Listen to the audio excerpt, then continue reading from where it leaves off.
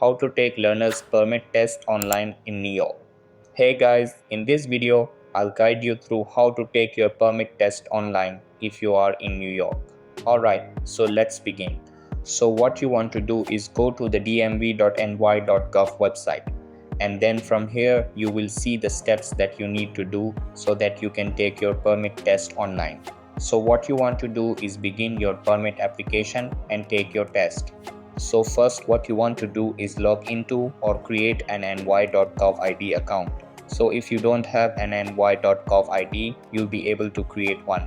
Step 2, tell us who you are. So from here you need to input your details on who you are, like where you live and more personal details. And then step 3, confirm the type of permit you want. So if it's a car or motorcycle. Next, identify the supporting documents you have and the forms you'll need to get a permit. So from there you'll need to know what documents you need and forms when you're about to get your permit. Then after that, once you've gotten your documents and forms, upload your documents. So you must provide scanned or photo images of your identity documents. And then step 6, review and confirm your application. And then once your application is confirmed, you can now take the test. So note that they will email you the permit test link, and you must begin the test within 15 minutes of receiving the link. So you cannot take the test on your mobile phone.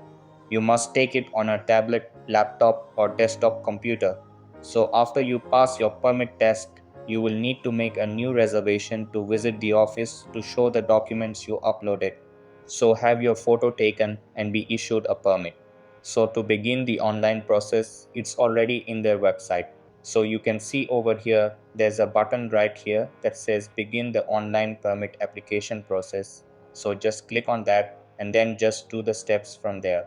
So that's basically how you can take learner's permit test online in New York. So that's all for this video. Consider subscribing if you find it helpful, and I'll see you in the next one. Thanks.